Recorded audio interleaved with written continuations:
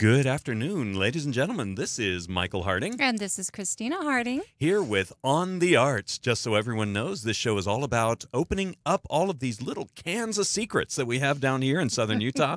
All of these secret artistic opportunities to not only participate as an artist, but also to come as an audience and to check things out.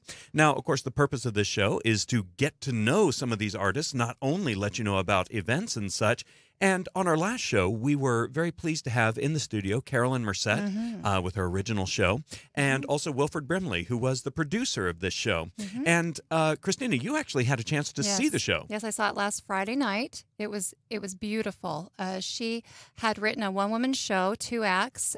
She had a 10-minute intermission, and she wrote songs to go along with her family history about her grandmother. And it was beautiful. I was amazed. This woman had worked forever on this piece, and it showed and the lighting was gorgeous, the set was simple, and she received a standing ovation, and not only from friends but patrons who came who were just there to see what the show was about.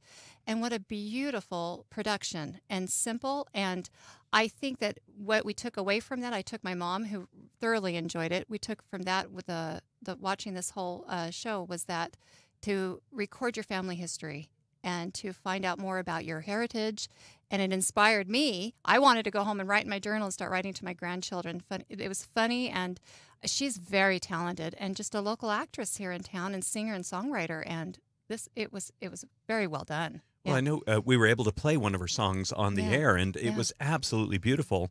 And I'm really regretting that I wasn't able to see it. Well, you were busy. You were in another show, so you had a reason. So I'm happy to say I was busy, but I still want to see it. I hope she does it again. Yes, and I heard that she might be taking it out to Kayenta, so hopefully we can get more audience out there. But it's inspiring to show that anyone can sit down and write a family history. And I couldn't put it to music, but she did. It was very talented. So, and certainly as we find out when it will be performed and such, we'll try and announce that here on the air. Definitely. And I do have a running bet with Mr. Brimley as to whether or not I'm going to see it or not. I hope I'm available next time. Yeah, absolutely.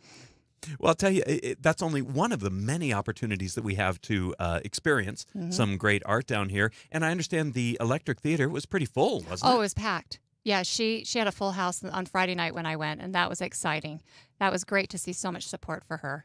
So. And I think it's so wonderful. Not only was the show great, but one of the things we were just talking about with our guests here in the studio, which we're very excited about, is the fact that we get to know these artists as people, not just see them on stage and they're not these presences that are up there that we feel can never be approached. They're community members. Yeah. Your neighbor. They're people we can get to know. Yeah.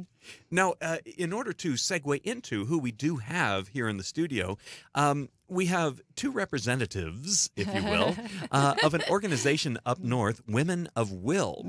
And I always try to start out, what connects me to these folks? And I'm not even going to get into the whole age thing because when I first got up to Cedar City back in 1997, I'm not even going to pretend to be happy with those numbers. Yes.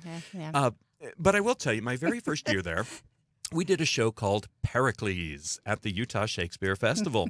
And I used to think that I was pretty savvy with Shakespeare, that I knew his shows very well, but that was one that I really didn't. It's one that wasn't done a whole lot. I personally, and I'm going to open up a can of worms here with our guests to talk about in a bit. I don't think Shakespeare wrote this whole thing, but we can certainly talk about that. No, you didn't. Yes, I did. Ladies and gentlemen, all those Marlowe fans out there are saying yes. But in doing this show, I was really excited to be a part of it. And all sorts of wonderful things happened that summer, but particularly Michael Addison, who was the director of it, had a concept. And this concept was that at the beginning, Gower, who of course is the voice of time, if you will, the narrator and the magician of life, and all sorts of interpretations of that. But he was in charge of this circle of kind of druids. And everybody, every single cast member came out in a black robe with hoods over their heads. So it had nothing to do with gender. It had nothing to do with race. It had nothing to do with age. It was all just figures, just people coming out on stage, and you had no idea who they were. And as Gower was delivering his opening speech, he had a long staff, and he would point it around the circle, and it was kind of spin the bottle's a little crass on that. You didn't know what it was, but he was spinning around with the staff, and you didn't know who it was going to land on. And then it landed on one of the hooded figures, which was actually an actor named Gary Armagnac, who was very, very prominent with the Utah Shakespeare Festival as their education director for quite a while. And as he was pointed to with the staff, he took the hood off, and the actor was revealed, and it became really clear to the audience at that point, and what was being feigned by all the actors on stage was that particular hooded figure had been chosen that evening to tell the story of Pericles by being Pericles. And what that did was it created this opportunity for anybody to relate to this role. Anybody could play this role. Now, that becomes very, very important in what we are going to be talking about. I do just want to say my favorite story from Pericles, my absolute favorite story from the production, and we can get into the play itself, certainly, but it was an open-air theater. And, the Adams Theater up in Cedar City, and you could hear things that were going on around, very true to Shakespeare's day. And there's a beautiful line in the 5th act, and I won't give away what happens, but the line is, "Do you hear that heavenly music?" And I will never forget, as soon as Pericles said, I believe it was Pericles that says that line, a car alarm went off down the street. And, the audience was, yes, it broke this beautiful moment. But the audience was, we have experienced this together. It was wonderful. But that is my sloppy segue into the two guests that we have here in the studio. We have Caitlin Mills. Yes. Hello. And we also have Britannia Barr. Hello. And they're both here particularly representing Women of Will. Women of Will, yes. So tell us just briefly, the thumbnail, what is Women of Will? I know that it spells out wow when you do. Wow. Right. Wow. Yeah. So what is this? Women of Will is an all-women Shakespeare production, an all-female Shakespeare production, or production team group. And our purpose is to tell Shakespeare's stories through all female casts, all female creative teams. It started out as there wasn't a lot of opportunity for women in Cedar City, and so Caitlin approached me almost 2 years ago, and she came up with this idea that she wanted to have an all-female Shakespeare group perform a Shakespeare play. And she needed a director, and I was like, yes, I'd love to. And so we got an artistic team together. So it's Caitlin Mills, myself, Alexandra Stavros, and Samantha Allred. And the 4 of us got together, and we came up with a mission statement, and we came up with a production. And our first year was last year, and it was Julius Caesar. And the idea being that there's a lot of male characters in Shakespeare, but there's not a lot of female characters. I think it's like 155 or something.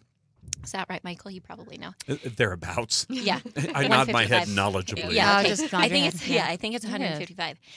But if we create these opportunities for women to, female designers too, because most of the time in the theater world, you'll see a lot of male designers. But so we have female designers. We have, a female artistic team that makes these choices for us. And then we also have these female actresses, too, that create and build characters that usually they don't have the opportunity to create. So, for example, Pericles, or last year, it was like Cassius and Brutus. Like, when are you going to see a female Cassius and Brutus? So, that's kind of how it started. It was really interesting. Last year we had Melinda Funstein on, who founded or was one of the co-founders of the Statera organization, and we talked about having women play men's roles.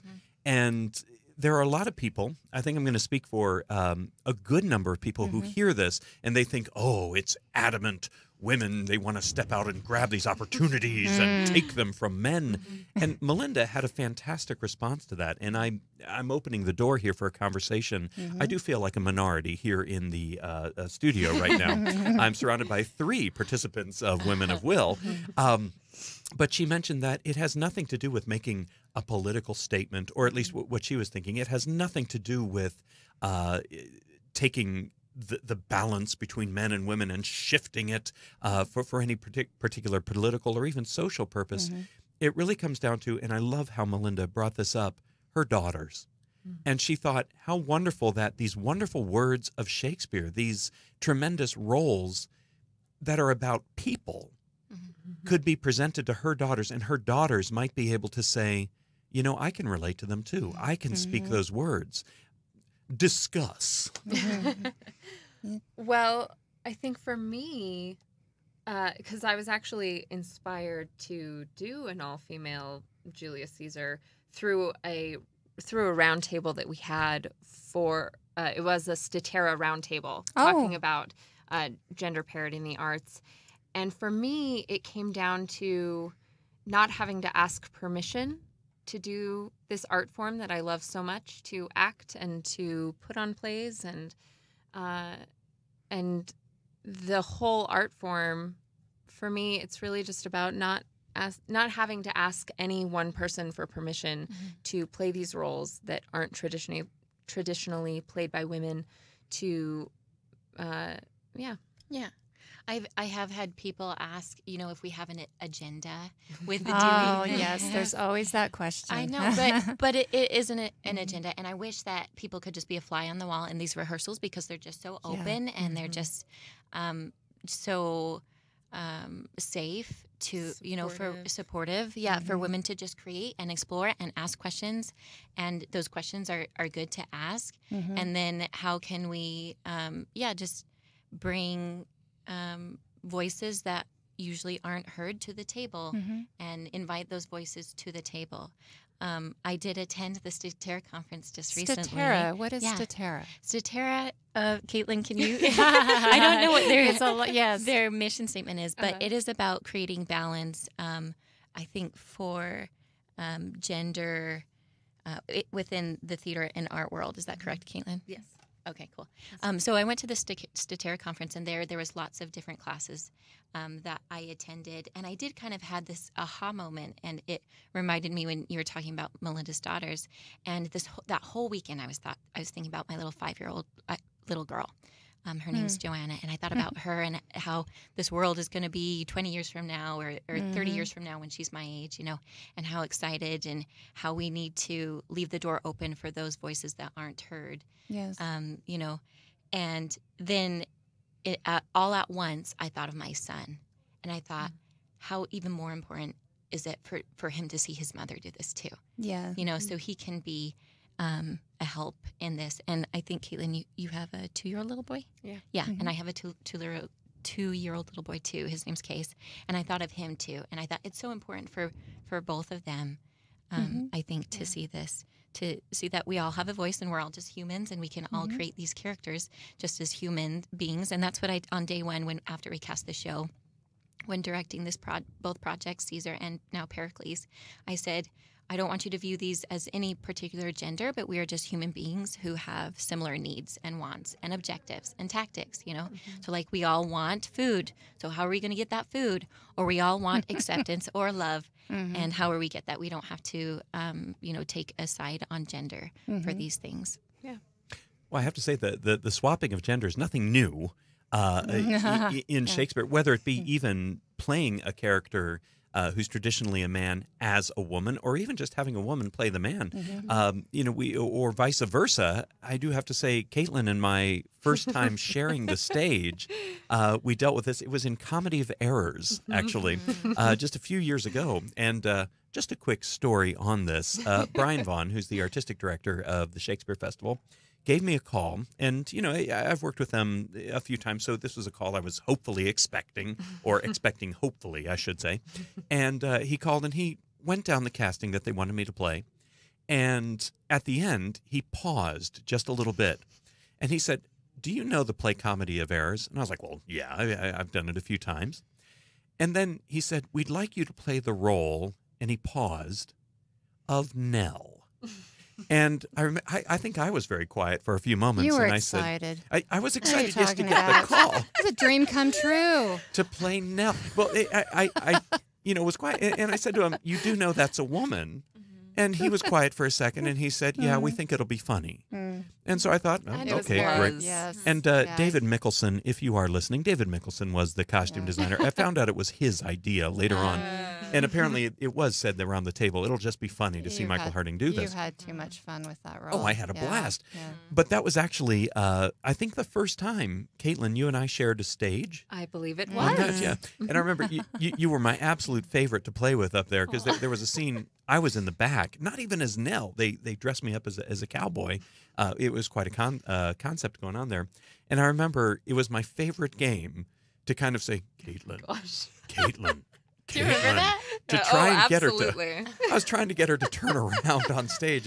All of you student actors out there, we never play games on stage. Don't do it. It's very Absolutely unprofessional. Never. And I remember there was one time you did turn around, and there was the look in your eyes of "shut up." And I remember I took that one. I think I was more confused than What is he anything. doing? But But anyways, that was so gender swapping. That was a long story about gender swapping, but it's been happening for a very, very long time. And well, and Shakespeare started, I mean, in Shakespeare's day when these plays were being written, women were not allowed on stage. So men were playing both male and female roles, and it wasn't done for comedy. I mean, Juliet was played by usually young men or younger boys, or so gender play, which is a term that I like to use. Gender play has been around since these plays were being written, and so why not turn that on its head a little Well, bit? Caitlin, it was mentioned that you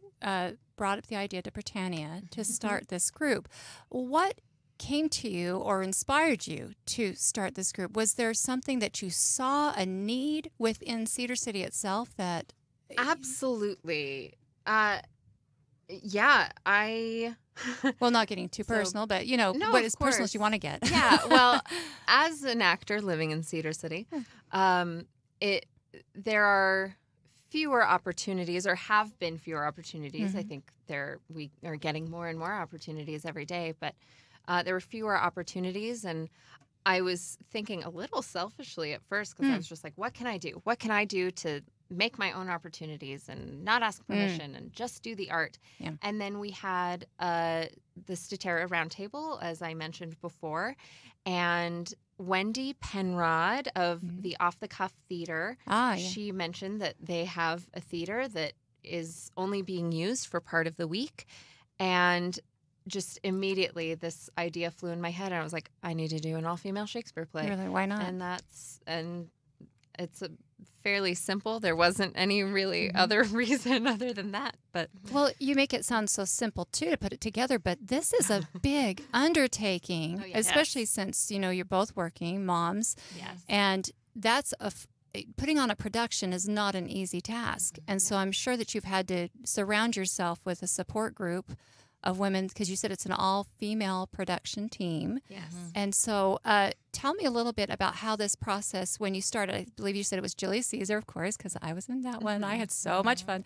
But when last year when you started Julius Caesar, were you taken seriously in the beginning, or was this like, oh, they're just going to do a little Friday night get-together thing, or was this something everybody was all, oh my goodness, we are going to put on a show? I was surprised by how much support we actually had. Yeah. So we good. probably met for a good 9 months before. 9 months. Yeah, 9 months The- before we had auditions. Yeah, our visionary team. Our visionary that's team. The two of us Yeah. and Alexander Stavros and Sammy Allred. Sammy Yeah. Allred, all right. So the four of us, we met together and we talked about venue and we talked about when it would take place and we talked about it. And then I made a concept for the show and cut the script. But then we knew that we needed some type of money to do this. Always. And so we Right. did. Darn we it. went around and we asked for sponsors, and we were really nervous because none of us don't have any experience, Right. with asking for sponsors. But we were surprised by how many people were willing and excited to give to this cause. And then when We had people approaching us. yeah. before we could even talk to them because they'd heard about it.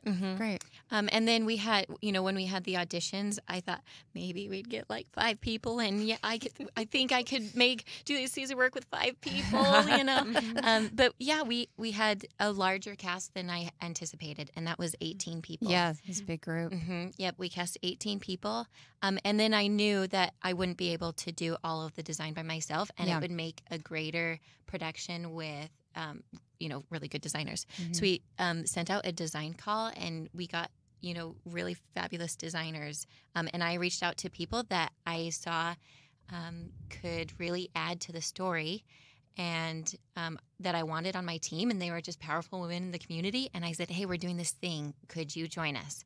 And they're like, oh, well, I've never done this type of thing before, but I'd love to. And, now they're back a second year, and it's really grown, and I've been really excited. And I feel like maybe the reason why it was successful in the beginning is because there was a need that we filled. I know some people like to Avoid.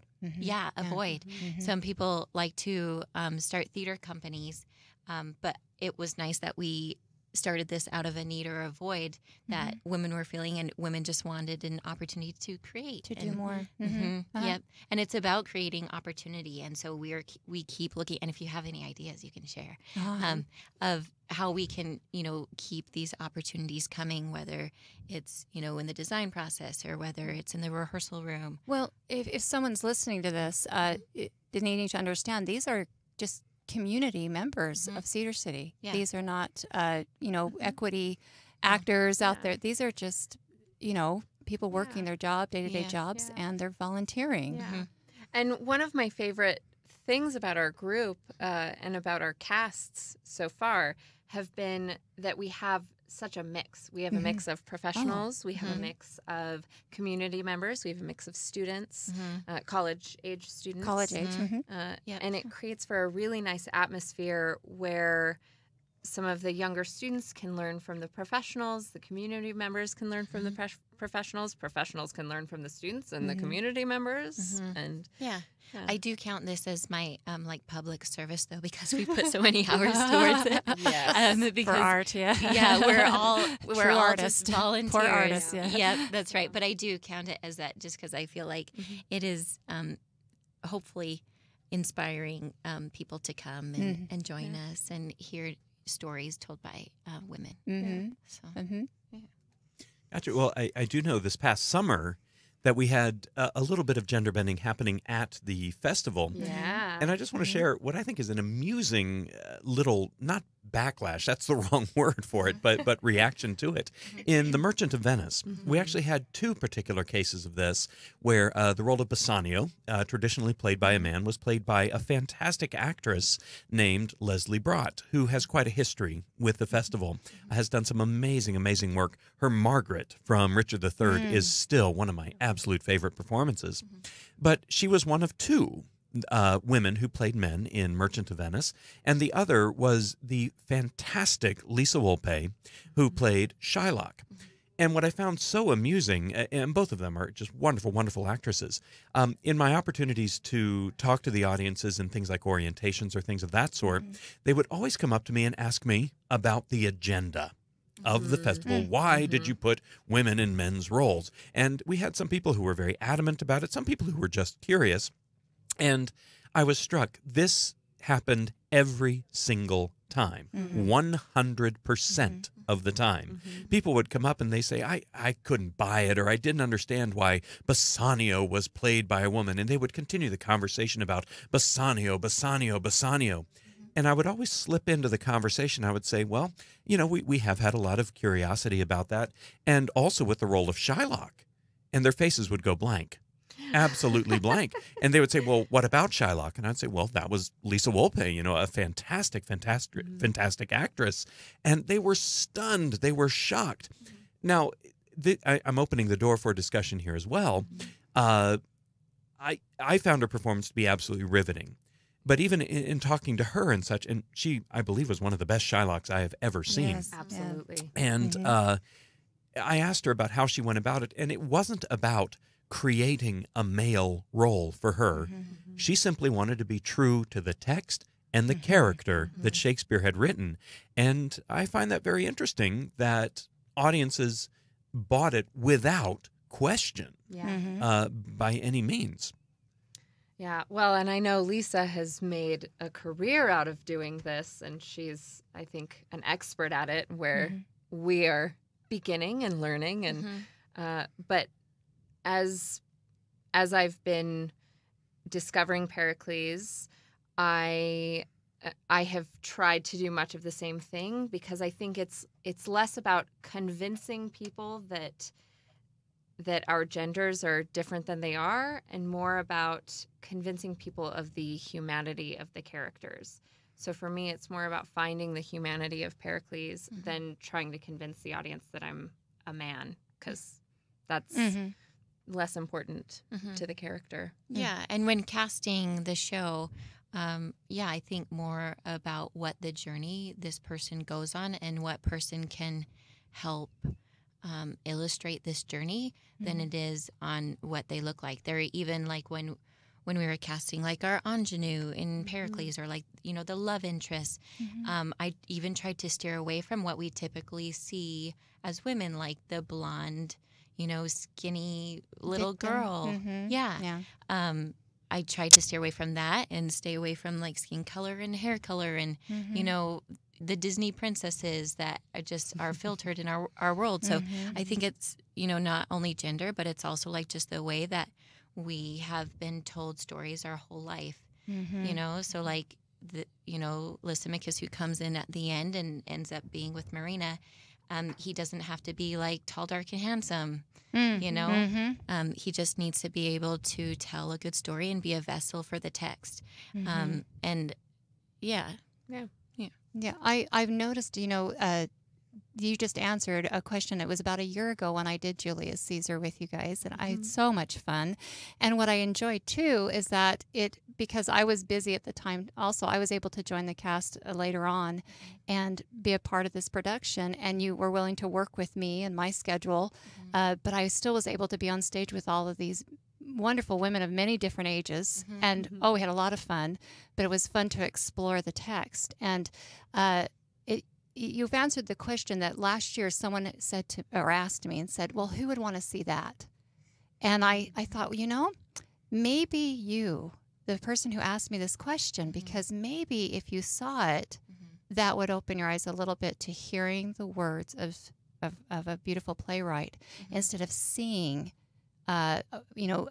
seeing a gender, see a person, see a human being with the ability to express this beautiful literature. And I think that breaks down walls and barriers that we put up for ourselves and for others, and we're able to explore the world of, and I think the way to do that is through theater. And through our words mean so much, And I when I was on stage with this whole production, also, I get chills about it, and that's why I wanted you guys so much on the show. I was so excited because it was so exciting to I would just sit back and just listen, and I'd be backstage and just listen to a beautiful woman speaking Anthony. I was like, I got to hear the words. And I remember it was electricity within that whole audience.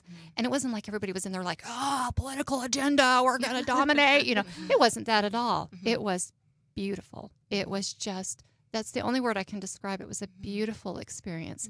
And I thought, this year, especially with Pericles, I thought there's got to be more women out there that need this in their life, just to come and join with other women and explore, and then have someone on the costumes, a woman on the costumes, and another. And there's no agenda. It's just exploring together with no judgment. Yeah, judgment's gone. Yeah, when looking for a show that we wanted to do this year, we wanted to stay away from history because we did Julius Caesar. But I was looking for a story that, maybe that it had more relationships, family type of relationships. And when reading Pericles, I thought, this is it. And there's so many at the end, if you're familiar with the story, or even if you're not. The first half of the show is about Pericles, this king who does some really great things. But the second half of the show is about his daughter, who is just thrown so many obstacles in her life. Her stepmother wants to murder her, and then pirates come and steal her away and then sell her to a brothel. And then she ends up changing this brothel into a convent and a place of learning. And I just thought, this is the story that we need to tell, that, this community, needs to tell, that we can come together and tell the story about. And then we have Goddess Diana, who's a god that they believed in at the time, come in, and you will see when you come and see the production that it's not just one Diana, one god. It's actually our entire cast, as if these are generations of women who have come before us. You know? Wow. So there's just these, these images in the show. Well, let's talk about that a bit with the set. What can people expect when they walk into? It's at Frontier Homestead. Frontier Homestead State Park. And for those people that didn't know where this is at, what is Frontier Homestead? Frontier Homestead is a state park, and it's located on Main Street of Cedar City. We have moved. They usually have stagecoaches and horses, and we have moved those stagecoaches, horses. We have a lights put up. We have scenery. We have a stage, a 3-foot stage, so it's easier to see. It's really transformed the space from what it normally looks like. To look very seafaring. It does. We've got it looks like you're at sea. Yeah, it's you'll see cool. a sail, and you'll see these kind of tendrils that are hanging down. They kind of look like rain. Yep, kind of story. It takes place at sea. Pericles ends up losing his family at sea, and you'll have to come and see it. But I think that's quite a feat. You've created a seafaring scene in the middle of the desert. In a museum that's dedicated to the desert. So what if I had never seen a Shakespeare play before, and I decided, okay, I'm going to go support a friend and come and see this show? How would you prepare me to enter? Because I know people that don't normally go see Shakespeare, it is very overwhelming and it's intimidating. And you think, I can't understand what they're talking about. It's complicated. But how can you prepare an audience member to come and see the show and receive the message that's in the show? Well, we do have a synopsis in our program, so start off with reading the synopsis. Perfect. But I hope that we've done a good job at making the text understandable for even if you're not used to hearing Shakespeare or understanding Shakespeare. It might take a few minutes, or it always takes a few minutes to acclimate your ear to the text. But I think that our cast has done a really good job in making the text sound like natural speech. If that makes sense. Yeah, and Pericles, I feel is like a fairy tale for our time. It does kind of have a fairy tale type of feel to it with all the different elements that we have. And I do wonder, because they have like Shakespeare in the school's tours, and they always tour, like Hamlet and Romeo and Juliet and stuff. And I thought, what if they tour Pericles? Then maybe people would get really excited about all of the magic that happens in Pericles. But yeah, I think it is a fairy tale for our time. And I hope that people will find it refreshing and not boring to watch.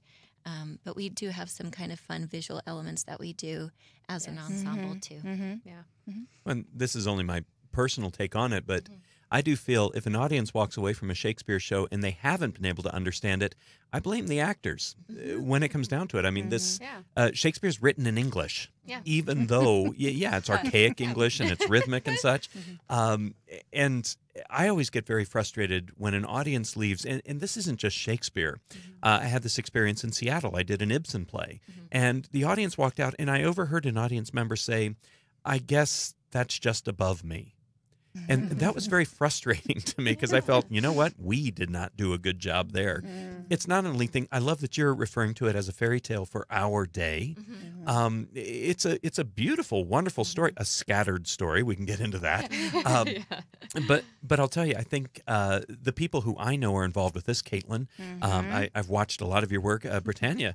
Holy cow! I mean, you've directed in the Shakespeare in the school's tours, and you've grown up around Shakespeare and such. And the other actresses that I know are involved with this, I have a lot of trust Well, yeah. that of the time that's gone into this. The people Well, that thank are a part of this production, you guys are not. This isn't new to you at all. I mean, we have Britannia's actually worked at the Eugene O'Neill Theater Center. You directed there, the Innovative View Theater, and then you're a Can You View teacher, a Cedar High teacher. So, yeah, I taught at Cedar High and Kenview a few years ago. So you've had a lot of experience directing, and also just previously at the Utah Shakespeare Festival doing their Green Show. And then you did the education tour. I did a Midsummer Night's Dream in 2017. Oh, my favorite. Yeah, yes. And then Caitlin, of course, it just recently was Beatrice in Much Ado out at Kayenta and Zion's. And then also last year, Hermia in Midsummer. And so you're an accomplished actress also. Thank you. we have some people that that are on this production side and acting side that are beautiful, very well experienced, and then there's we have a few students that are have done the festival also that are in the show. Can you name some of those people that that have been at the Shakespeare Festival? Samantha Allred, she plays Gower, who's kind of the storyteller in our show in Pericles, and she was in Big River. She played the love interest in Big River. That was Mary Jane, was it? Mary Jane, that's her Wilkes? name. Thank you. So good. And then she was in Green Show. I think what else she's been in Into the Woods. She played Rapunzel in Into the Woods a few years wow. ago. I'm trying to think of who. Bella Abel Suarez, who she was in Merchant of Venice. Yes. She played Lancelot Gobbo in Merchant of Venice this past summer at the Shakespeare Festival. Fantastic. And did I see Noelle Perry as well on the poster? Noelle. Oh, Noelle, you're gonna love Noelle. You should come to this show just to see Noelle as a fisherman. She's hilarious. So funny. Noelle is a graduate or soon to be a graduate of SUU, or she's in the education. I know I worked with her in the education. Yes. She's a brilliant teacher, and I knew her as a teacher first, and I was like, oh, this is great. We're really great co-teachers because we teach summer classes together. Yeah. And then she auditioned for us, and then in the rehearsal room, I was like, Noelle, how come you didn't tell me you could play like this? I have like this new love for her that I never had before. She's just so creative. She's funny, yeah. Oh, she gets me so excited. Yeah. Oh, that's great. Particularly the fact that you do teach high school, Britannia, and you also directed for the youth educational tours and such. I'm really interested in your take on how Shakespeare is being perceived right now by the younger folks, due to there's. Not only is it written in English, but I'll tell you my experience in high school. I hated Shakespeare. Hated it. I had an English teacher. If you're listening, Mrs. Supa, this is out to you. She's wow. And I will never forget. She's still. Me and my wife are going to have a conversation after this. I will never forget. She started the unit on Romeo and Juliet with. This is Shakespeare. You're probably not going to get it, but I have to teach it. Well, there's a start. And I thought that was awful. But I also have, and this person is still alive. He might be listening right now. Varlo Davenport, who is one of my best friends in Utah and also a very, very cherished colleague. He's now teaching up at the Salt Lake Academy for Performing Arts. And he had this wonderful little notion that a lot of older people particularly are getting very grumpy about texting and email and how grammar is falling out. But he had this notion that I thought was wonderful. He thought it was a good thing because students today are learning to interpret text. And, of course, back in Shakespeare's day, there was no traditional spelling on a lot of this stuff. It was just how the word sounded. And he actually was optimistic that perhaps Shakespeare's becoming more accessible because of that, and maybe students are starting to appreciate text. I was wondering, what is your take on that, Britannia? Yeah, I remember. Well, I think it comes down to seeing a good production of Shakespeare because we can read it and we can fall in love with the stories. But that was my second love, was falling in love with the stories. And now I'm just hungry to how can we tell this story in a new way that will excite our younger audiences. But I remember, I think it was 1999, I saw this production of Macbeth, and Lady Macbeth was all in white, but she was like evil. And I was like 11 or 12 years old, and I was like, wow, this is so cool. And then like these branches started like marching forward, and like all of the things that the witches said started coming true.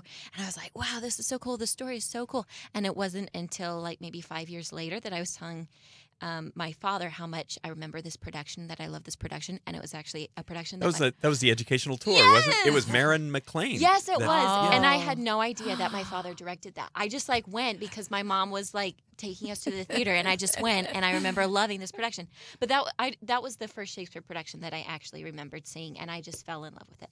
So first of all, I think that's important. But then second of all, I think it's just falling in love with the stories. So no matter how you tell the stories, whether it's using all of the text or whether it's adapting the text or condensing the text some way, or even if you know, maybe someone asks, oh, well, I've never heard of Shakespeare, and you say, well, let me tell you this plot.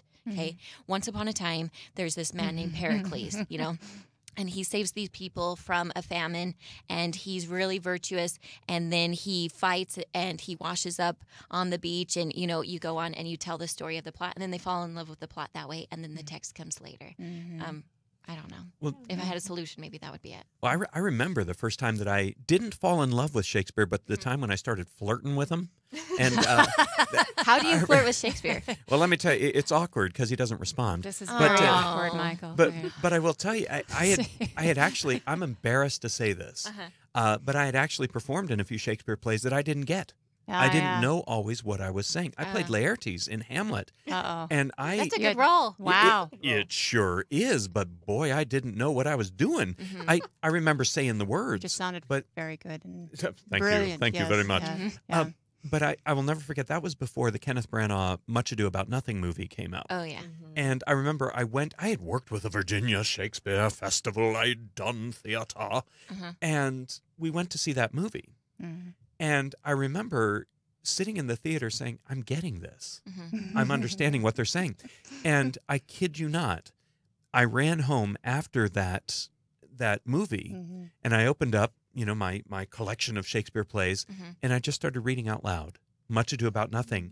And I will never forget how exciting. I was up all night, literally all night, reading it out loud. And Richard III, I read that night. I went back to Romeo and Juliet and read it that night out loud. And then, of course, the sun came up, and I realized, I better, you know, get to life here. But it was a moment I'll never forget, ever, realizing it's accessible. Yeah, that's great. And I've discovered too, when I've worked with small children, it gives them a voice. And even an adult that can't express themselves very well, or they're shy, Shakespeare's words are, you embrace them, and they start speaking the words that you can't find. You know, that's what I find, and I've seen that happen to young children, where they suddenly come alive, and they're not afraid. They're not afraid of the language. The word obsequious is just a new word. It's just to a a new, kid, beautiful you know? word that they embrace it. And so if somebody wanted to be a part of Women of Will, but they've never done Shakespeare before in their life, they've only just done, you know, little plays here and there. What would you say to them if they were, you know, next year, I'm sure you will continue this because it will keep going. You are determined to, and it will. What would you say to them if they were thinking, I'd like to maybe try that next year? I would tell them to come and join us. We have some people in our cast who have never done Shakespeare before, and it's really lovely to see them just blossom. And you know, day one, there's this one particular woman that I'm thinking of. On day one, she was like, I don't understand. Can you please help me? And I was like, okay, let me say it out loud. So I said it out loud, and then she said it out loud. And then we just broke it down, and she was like, oh, I think I'm saying this. I was like, you're right. So I didn't even have to tell her anything. She discovered it for herself. But I love doing that. But yeah, so we do have some individuals who saw Caesar last year, and they said, oh, I want to be a part of something like that. But they said, do you know what? I don't know if I have the time. And so I said, come in and audition. And in the audition room, I said, how much time do you think you could give to us? And they said, oh, I think I can give 2 hours a week. I'm like, okay, I will give you this role that's, you know, equivalent to 2 hours a week. And it is a smaller role, but they are able to join us. They can be a part of it. And they can be a part that way. And she was a mother who has a full-time job, and she has children at home, but she still wanted to have this venue and you know, learn from this text and be a part of this process. And so we accept anybody who identifies as female. That's great, because I know a lot of people before, when you had auditions for Pericles, it felt like it's too far away. It's going to be too much for my family, and they're from Hurricane or Lavercan and Ivans, and so they thought that's too far. But you're willing to work around the schedule. You tell me I can only be here on Mondays. I'll be like, okay, we will take you and we'll give you this role because you can only be here on Mondays. Wow, that's great, and that will work with so many busy lives and schedules. So nobody should be afraid to, when they see the audition Absolutely. next year, they can jump on it and go, I can be a part of a Shakespeare and put that on my resume. That I did a Shakespeare. Well, I am going to invite anybody to check us out. We're actually almost out of time Can you believe at this it? point. We Yeah. have a little bit of time to go. Ladies, it just, But one of the things that I love about this show on the arts is that you can see the excitement of the guests that we have. And I mention this every single time because it's true. You can check us out not only by listening here, but you can check us out. We do live stream on YouTube. And we also do a live stream on Facebook. If you go to Radio St. George, that's radio, no caps, and then space, ST, and then space George. You can see not only live, but it does get archived as well. And I would invite anybody, check this out. What's really fun to watch is when the guests light up and they get really excited about what they're talking about. And I have to say, speaking of excitement, hearing you guys talk about this, I'm excited to see this thing. But I do want to say as well, I don't know where to go to see this. What are the logistical facts about this? What does it cost? Where do we go? Okay, it's $5. We perform $5. It's $5. $5. That's it. I know that's like a bargain nowadays. Cheaper than a movie. I know everybody charges like $8 for shows now, but we're keeping it at $5 because we want people to be there. So Thursday, Friday, Saturday, 18th, 19th, and 20th. At Frontier Homestead State Park. I wish I had the address right now, but it's on Main Street right next to the cemetery. So you just go down. Perfect. I know. We'll bring a little life back. So you just go down Main Street on Cedar City, That's and right. it's right there on your left. Yes, if you're heading north on Main Street, it's on your left. Okay. Yeah, so it's on the west side, Okay. right next to the cemetery. Oh, that's great. And then it's just $5. What time is the show open? 7:30. 7:30. House opens at 7. Okay. Yep, 7:30 is our go time, and each let's see, the first half of the show and the second half of the show is both 45 minutes, so it's about an hour and a half. That's not bad. And a 10-minute intermission. Oh, wow. That's fantastic. And will there be any goodies at intermission? Yes. What? And we have T-shirts this year. T-shirts? Buttons, Buttons. and patches. Oh, no. That's exciting. Oh, everybody's got to have a T-shirt. I want to say the most excitement I've seen for myself as well was when goodies were mentioned. Yes. Now, I do have to ask for the museum itself. Of course, you guys are moving in for a little bit, but are there still portions and sections in the museum that are going to be open? Yes. Yeah, there are, and they actually have an exhibit right now, The Good Tickle Brain, which is Mia Gosling. I love that. And so you can actually check that out during intermission or before the show. It's kind of like Shakespeare meets comic strips. She does these little 3 pictures tellings of Shakespeare's work. It's brilliant. So, it's brilliant so comics. She was one of the speakers last year at the Wood Nose Symposium, That's I right. think. Yeah. Yeah. And so it's an entire display of her work? Yeah, it is. It's every single show. So you could see all of Shakespeare's shows.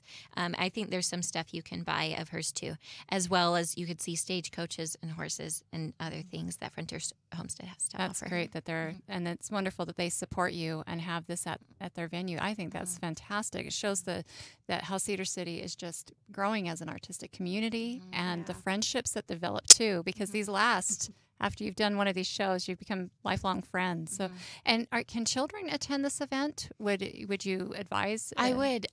We don't. I have been asked this. The only content that there is that Marina, the protagonist, gets sold into a brothel, which is also a whorehouse. Oh dear! But you don't see any skin. There's no language. Well, and can I tell you, I think this is one of the funniest scenes in Shakespeare. When 2 gentlemen come out, I don't think this is ruining any story. I'll look at your eyes, and if you say, stop, I will. But it's my favorite when 2 men come out, and they're very quiet, and one just says to the other, I've never had an experience like that in there. And then, of course, the other, this cracks me up every time. Shall we to Vespers? Yes. I just think what a wonderful, wonderful transformation. Yeah, there's a part in the show where Lysimachus, which is the love interest, he goes in there hoping for something, and then she starts to speak and he says, "What's this?" And he loves that she has a mind of her own, which I think is just hilarious. That he went in there for something else, and then in the end he's like, "Wow, it's a woman who can speak her own mind." Well, I got unfortunately we are at time for the show. We were talking again at the beginning of it. We have this conversation with every guest, I think. Yeah. What are we going to talk about for 50 minutes? And it just flies by. Is there anything else, Caitlin or Britannia, that you'd like to share with us? Thank you for having us. Yeah, thank you so much for definitely. having us. Yeah, I had to have you guys on the show because that was a wonderful experience last year. And I would advise anybody that wants to tackle Shakespeare, this is the way to do it with a group of strong, strong women that are determined. And kudos to you for making this happen. Oh, this thank is you. not easy. This is a lot of work. And you ladies are brilliant. Thank you for Thank you doing so this for so much. many, Thank you. for our women in Southern Utah. And thank you so much for joining us. For all of you listening, please do join us on Tuesdays and Thursdays at 4 p.m. Coming up on Thursday, the 18th, we have representatives from the Red Rock Swing Dance. Yes. And Dan Fawkes. And also Dan Fawkes is going to come join us. Dan Fawkes, a local filmmaker working on a piece right now called Maven. And we've got a whole lineup for you on Tuesdays and Thursdays. We hope you'll join us. Until you hear from us again, please have a great time out there. Take advantage of all of these little secrets that are happening here in Southern Utah and keep your focus on the arts. Bye.